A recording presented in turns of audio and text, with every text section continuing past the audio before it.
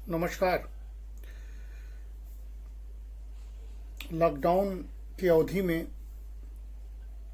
जो लॉकडाउन का दूसरा दौर है, आज 27 अप्रैल हो गया है और कल अक्षय तृतीया में हमने आपसे कहा था कि मैं आत्म प्रेरित होकर रामचरितमानस के को एक मानविकी क्षेत्र का अद्भुत शोध प्रबंध के रूप में आपके सामने प्रस्तुत करूंगा और उसके सिर्फ धार्मिक या साहित्यिक पक्ष को नहीं बल्कि उसके एक टेक्निकल पक्ष को कि वो कैसे शोध प्रविधि है, उसमें कल्पना है, परिकल्पना है, ऑब्जेक्टिव है, रिव्यू ऑफ लिटरेचर है, कंक्लूजन है, ये सारी बातें को हमने आपको बताया था। अंत में यही कहा था कि तुलसीदास जी ने जो संस्कार और अहम के बीच का जो एक तथ्य सामने रखा था, जिसको कि विवेकानंद ने भी बाद में स्वीकारा कि जो हमेशा अहंकार जो होता है वो एक आतंक को ही जन्म देता है। इसलिए जो राम के आत्मा का विस्तार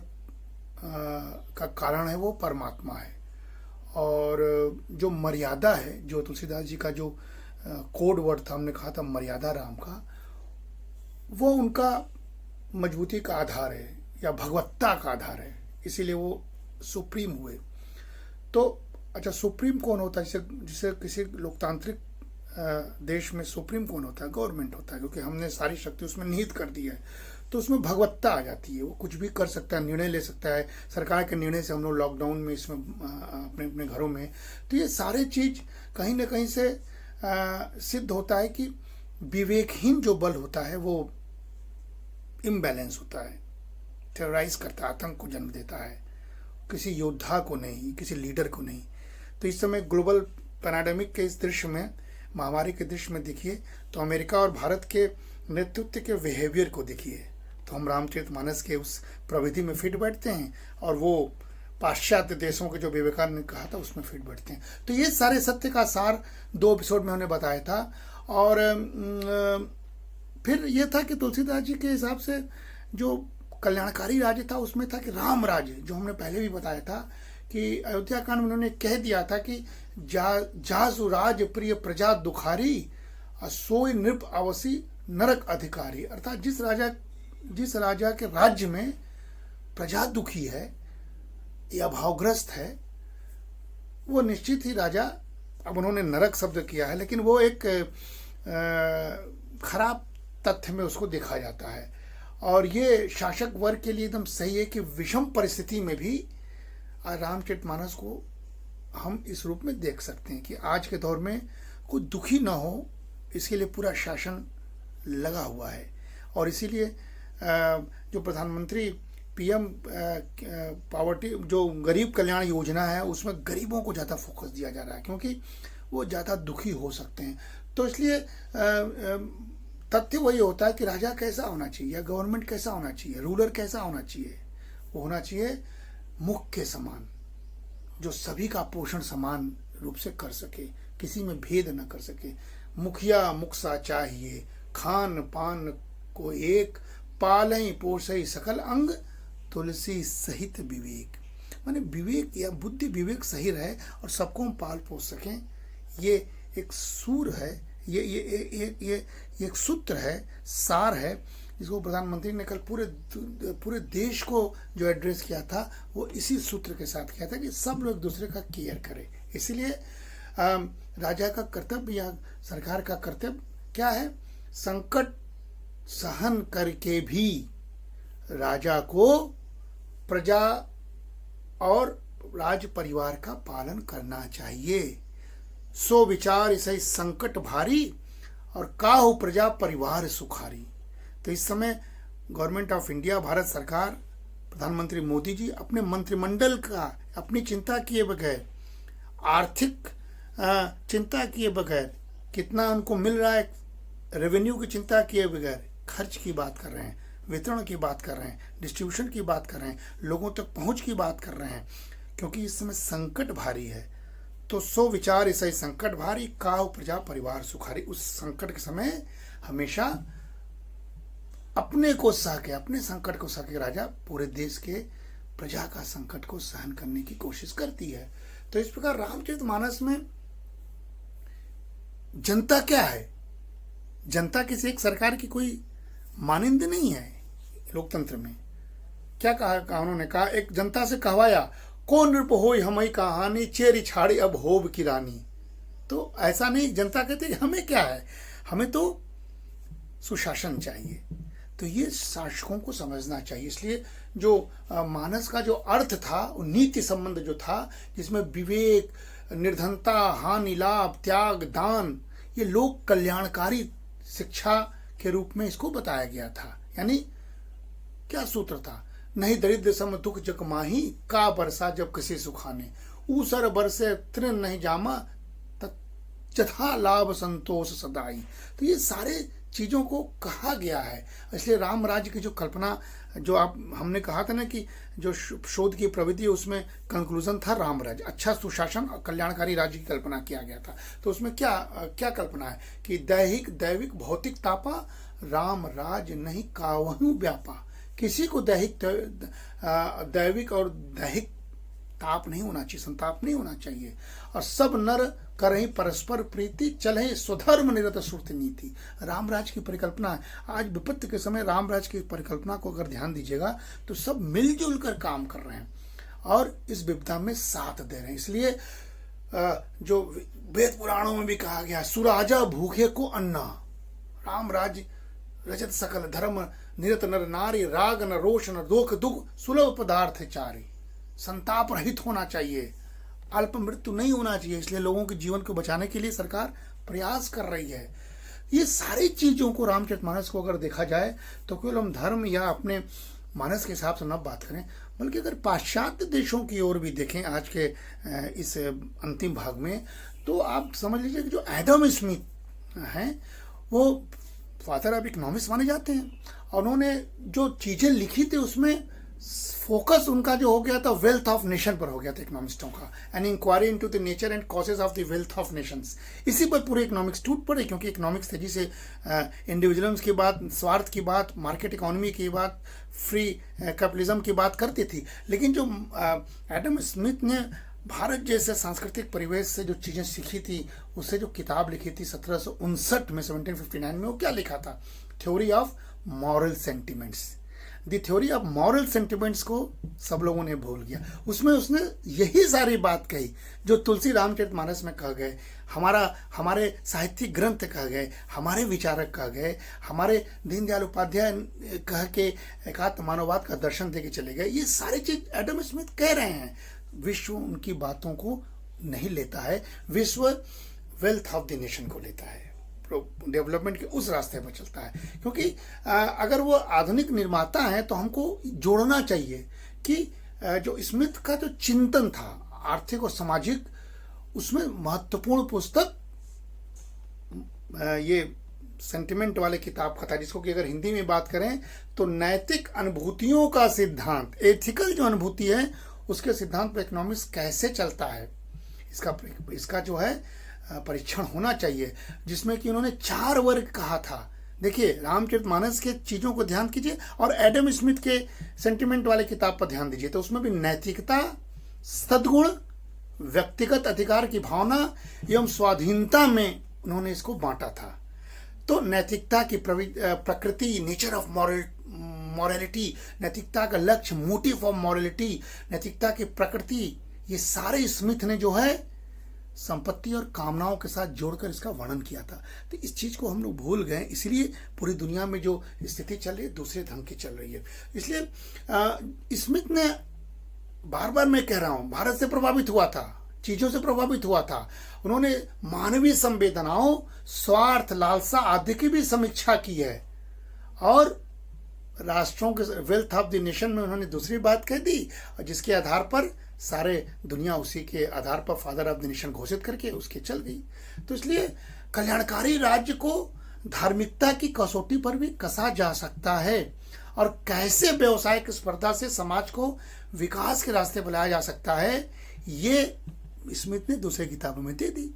तो ये दोनों मिला के जिसको जो अच्छा लगा उसको विश्व ने समझा लिया। इसलिए मुक्त अर्थव्यवस्था का समर्थन करते हुए स्मिथ ने बाद में ये दर्शा दिया कि कैसे ओपन इकोनॉमी के दौर में अपने हितों की रक्षा की जा सकती है। तो अपने हितों की रक्षा करना तब एक विश्व का मोटिव हो गया और इसी से ग्लोबलाइजेशन का दौर में भारत भी उस चक्र में फंस गया। तो ये स्मिथ नैतिकता की बात भी करता है, जिसको अलग हटा के हम स्मिथ के दूसरी किताबों पर बात करने लगते हैं। इसलिए कहीं ना कहीं से हमको ये देखना होगा कि जो नैतिक अनुभूतियों का सिद्धांत है उसमें स्मिथ लिखते हैं कि पूर्णतः स्वार्थी व्यक्ति की संकल्पना भला कैसे की जा सकती है। यानी स्मिथ मानते हैं कि व्यक्ति इथिकल होता है, इसलिए प्रकृति के निश्चित कुछ ऐसे सिद्धांत हैं जो उसको दूसरों के हितों से जोड़कर उनकी खुशियों को उसके लिए अनिवार्य बना देता है, जिससे उसे उन्हें सुखी संपन्न देखने के अतिरिक्त कुछ और प्राप्त नहीं होता। इसलिए स्मिथ के अनुसार स्वार्थी और अनिश्चितता का शिकार व्यक्ति सोच सकता है कि प्रकृति के सचमुच कुछ ऐसे नियम हैं जो दूसरे के भाग्य में भी उसके लिए लाभकारी सिद्ध हो सकते हैं तथा उसके लिए खुशी का कारण बन सकते हैं, जबकि यह स्मिथ के अनुसार उसका भ्रम है।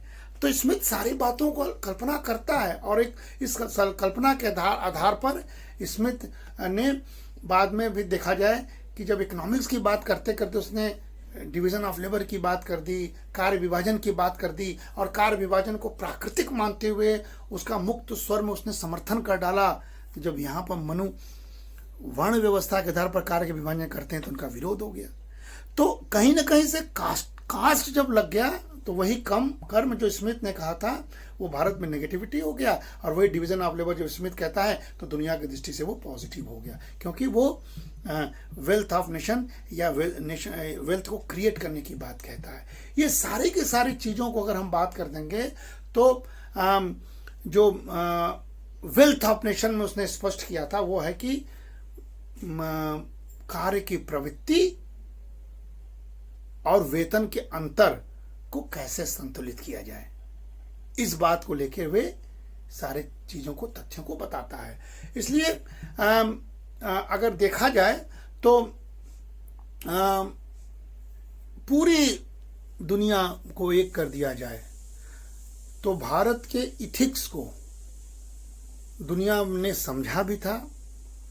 समय समय पर स्मिथ ने, बेंथम ने उन एथिकल पॉइंट ऑफ व्यू की बात भी की थी, नैतिकता की बात भी की थी, लेकिन जैसे जैसे समय बीतता गया इकोनॉमिक्स के होड़ में जो wealth of the nation Smith का था उसमें डिवीजन ऑफ लेबर और उसमें free economy, capitalism, invisible hand, ये सारी जब बातें होने लगी तो उसमें व्यक्ति को मजदूर मान लिया गया, उसको वेतन या मजदूरी के लिए काम करते हुए दिखाई दिया गया और बिल्कुल इंडिविजुअल दिखाया गया और अधिक से अधिक लाभ की कामना के साथ काम करते हुए दिखाया गया। तो इससे चीज़ें बदलती गई और कहीं ना कहीं से जो स्मिथ का जो वो आप जो हमने कहा था कि वो थ्योरी ऑफ मॉरल सेंटिमेंट्स वाला जो किताब था वो किनारे हो गया और inquiry into the nature and causes of the wealth of the nation, जिसको हम wealth of the nation short में कहते हैं, वो सर्वोपरि हो गया। तो अगर रामचरितमानस के संदर्भ में हम बात करें तो रामचरितमानस के सारे संदर्भ थ्योरी ऑफ मॉरल सेंटिमेंट्स में दिखाई पड़ता है।